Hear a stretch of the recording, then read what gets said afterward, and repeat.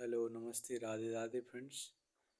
आपका इस learn with future teacher YouTube channel पर आपका हार्दिक स्वागत है। पहली वीडियो में आपने विकास के सिद्धांत में निरंतर विकास का सिद्धांत देखा था और क्रमिक विकास का सिद्धांत, उसके बाद संज्ञानात्मक विकास क्रम। बालक क्रंदन करता, क्विंग करता है, फिर बलबलाता है, फिर हाव भाव करता है, फिर बोलता है, फिर सुनना, बोलना, पढ़ना, LSRW नियम सीखा। फिर वृद्धि व विकास की दर का एक समान ना हो, ये होता है। तो इसमें हम देखते हैं यही चल रहा था। तो इस वीडियो में यही देखेंगे, वृद्धि व विकास की दर का एक समान ना होना विकास के सिद्धांत में। तो विकास के क्रम में विकास की दर जो है बदलती रहती है, एक जैसी नहीं होती है। गर्भावस्था में बालक के सर्वाधिक शारीरिक वृद्धि का जो है विकास होता है और आगे हम बात करें जो है शैशवावस्था में क्या होता है, वृद्धि और विकास की अन्य अवस्थाओं की तुलना में अधिक विकास होता है। मतलब आगे बात करें बाल्यावस्था में क्या होता है, तो बाल्यावस्था शारीरिक विकास में थोड़ी स्थिरता आती है, सामाजिक विकास की अच्छी अवस्था है। आगे बात करें किशोरावस्था, तो अधिकतम शारीरिक व बौद्धिक विकास होता है। आगे है परस्पर विकास का सिद्धांत। तो इस चित्र में आप देख रहे हैं कोई भी बालक है, इंटरकनेक्शन का सिद्धांत, प्रिंसिपल ऑफ इंटरकनेक्शन, परस्पर संबंध का सिद्धांत। ये क्या है, मतलब कोई भी बालक है, उसका शारीरिक विकास, मानसिक विकास, संवेगात्मक विकास और सामाजिक विकास में एक परस्पर संबंध होता है। जैसे यदि बालक कुपोषित है तो उसका मानसिक विकास कम होगा और कम बौद्धिक होगा। दूसरा है कि यदि व्यक्ति समाज से दूर रहता है तो उसमें संवेगात्मक विकास नहीं हो पाता है। विकास के सभी पक्ष आपस में अंतः संबंधित यानी इंटरकनेक्टेड होते हैं, अतः इन्हें एक दूसरे से अलग नहीं कर सकते हैं। आगे हम विकास के सिद्धांत में आगे देखेंगे जो है समान प्रतिमान का सिद्धांत, same pattern development principal.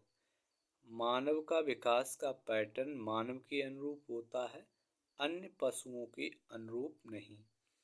Hurlock मनोवैज्ञानिक हरलॉक जी ने कहा है कि कोई भी जीव, चाहे पशु हो या अन्य जंतु हो, वह उसकी जाति जो है स्पीसीज की पैटर्न के अनुरूप ही विकसित होता है।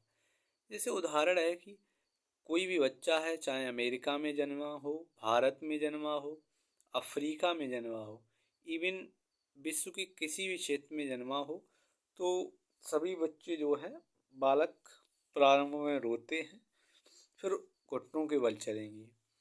प्रवृत्ति की बात करें, विकास की प्रवृत्ति, तो जातिवृत्ति और व्यक्तिवृत्ति होती है। जातिवृत्ति स्पीसीज टेंडेंसी होती, जैसे घुटनों के बल चलना, बोलना, भाषा का प्रयोग करना, दो पैरों पर चलना या सीधा खड़ा होना। व्यक्तिवृत्ति की बात करें तो प्रत्येक व्यक्ति में व्यक्तिगत होती है।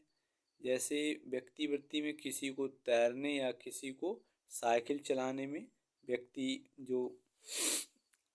व्यक्तिवृत्ति होती है। आगे देखते हैं विकास के सिद्धांत में जो है सामान्य से विशिष्ट की ओर विकास का सिद्धांत, simple to specific development principal.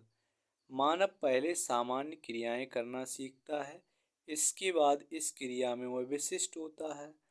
Hurlock जी मनोवैज्ञानिक कहते हैं कि बालक की प्रत्येक प्रतिक्रियाएं जो हैं विभिन्न या विशिष्ट बनने की पूर्व सामान्य ही होती हैं। जैसे कोई भी बालक घुटनों के बल पहले चलना सीखेगा, उसके बाद पैरों के बल चलेगा, उसके बाद अगर दौड़ना बहुत सीखेगा तो धावक बन जाएगा एक दिन। और पैरों के बल चलना सीखता है, उसने किसी बालक ने जो है नृत्य सीखा और उसने स्पेशली अगर भरतनाट्यम नृत्य सीख लिया है। तो हरलॉक जी ये कहते हैं कि बालक की जो मतलब प्रत्येक प्रक्रियाएं मतलब विशिष्ट बनने से पूर्व जो पहले की प्रक्रियाएं होती हैं वो जो है एबनॉर्मल सामान्य होती हैं। आगे देखेंगे जो है व्यक्तिगत इंडिविजुअल डिफरेंसेस, व्यक्तिगत विभिन्नता का सिद्धांत। प्रत्येक व्यक्ति जो है व्यक्तिगत तौर पर एक दूसरे से भिन्न होता है। जैसे क्या है कि कोई जल्दी सीख जाता है, कोई जो है जल्दी सीख जाता है तो कोई लेट सीखता है, कोई ज़्यादा क्रोधी होता है तो कोई कम होता है। किसी का बौद्धिक विकास तीव्र व अधिक होता है तो किसी का कम होता है। एक ही माता पिता की दो संतानें अपने व्यक्तिगत गुणों के आधार पर क्या होती हैं, भिन्न होते हैं। ये हमारा जो है व्यक्तिगत विभिन्नता का सिद्धांत था। आगे देखेंगे जो विकास डेवलपमेंट क्या है। विकास जो है वंशानुक्रम व वातावरण की अंतःक्रिया का सिद्धांत है। अंतःक्रिया का सिद्धांत जो है अंतःक्रिया का सिद्धांत इंटरकनेक्शन प्रिंसिपल क्या है। जैसे माता की तरफ से अंडाणु और पिता की तरफ से शुक्राणु, इन दोनों के मिलने से जायगोट बनेगा।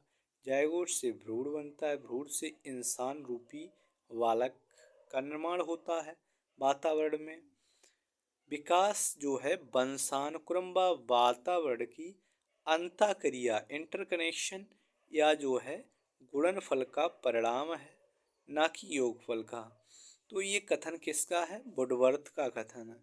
वुडवर्थ का कथन है कि विकास बराबर जो है वंशानुक्रम, वंशानुक्रम गुणे वातावरण। आगे हम देखते हैं इस वीडियो में चक्रीय जो है चक्रीय विकास का सिद्धांत या सर्पिलाकार विकास का सिद्धांत।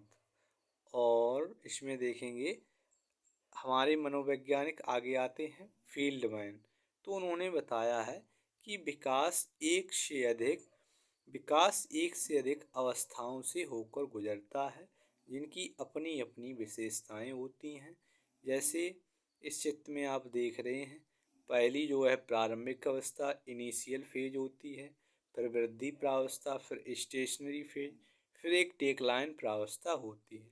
जैसे बालक इस चक्राकार विकास के सिद्धांत में यह है कि यदि बालक का विकास की लंबाई बढ़ रही है तो उसकी चौड़ाई में भी वृद्धि होगी। यही जो है चक्राकार का सिद्धांत, अगर लंबाई बढ़ेगी तो चौड़ाई भी बढ़ेगी। आगे हम देखेंगे विकास की दिशा का सिद्धांत डेवलपमेंट डायरेक्शन प्रिंसिपल।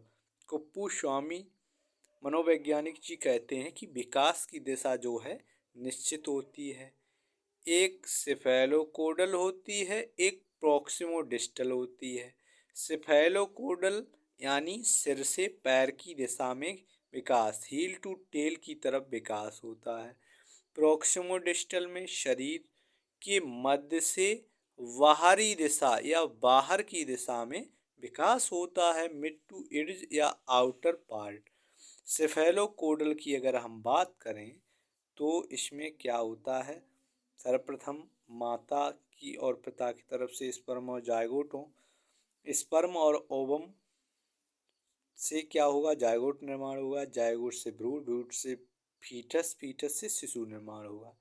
अब हम बात करें सिफेलोकोडल, तो इसमें जो सिर पदाभिमुख विकास की दिशा होती है।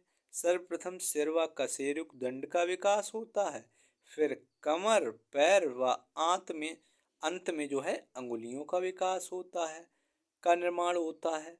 और जन्म के बाद पहले सिफेलोकोडल मतलब पहले बालक क्या सिर उठाना सीखता है।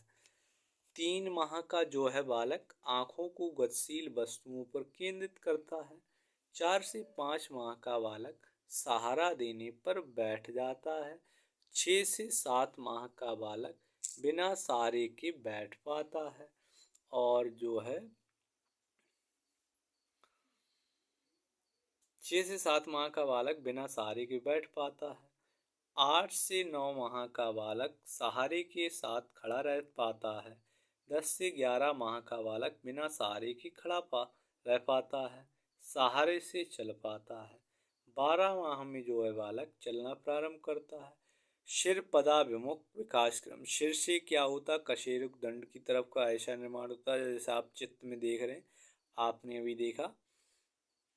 2 वर्ष का बालक दौड़ना प्रारंभ करता है, लकीरें खींचना सीखता है। प्रोक्सिमोडिस्टल डेवलपमेंट को भी देखते हैं। समीप दुराभिमुख या सिराभिमुख इड छोर या कोने की तरफ विकास। जैसे चित्र में आप देख रहे हैं, पहले मतलब केंद्र से बाहर की ओर, केंद्र में रीढ़ की हड्डी या कशेरुक दंड का निर्माण हो जाता है, उसके बाद साइड में बाहर की तरफ निर्माण होता है। तो प्रोक्सिमोडिस्टल डेवलपमेंट में देखेंगे सिराभिमुख, बालक की मेरुदंड या कशेरुक दंड रीढ़ की हड्डी का विकास पहले होता है। इसके आसपास के अंगों, इसके जो अंगों का विकास, फिर भुजाओं का विकास, फिर कोहनी का विकास, फिर वह फिर कलाई व अंत में जो है पंजे व इसकी अंगुली का विकास होता है। विकास जो है परिपक्वता, मैच्योरिटी व सीखने, लर्निंग का परिणाम है। विकास का स्वरूप संचयी प्रवृत्ति का होता है, जिसकी पुनरावृत्ति रिपीटेशन होती है। आज के लिए इस वीडियो में इतना ही। अब मिलते हैं नेक्स्ट वीडियो में। और आपको ये हमारी नोट्स, सीडीपी के बेस्ट नोट्स कैसे लग रहे हैं, आप इस वीडियो के अंत में लाइक, कमेंट, शेयर करें। और इसी के साथ जय हिंद, जय भारत।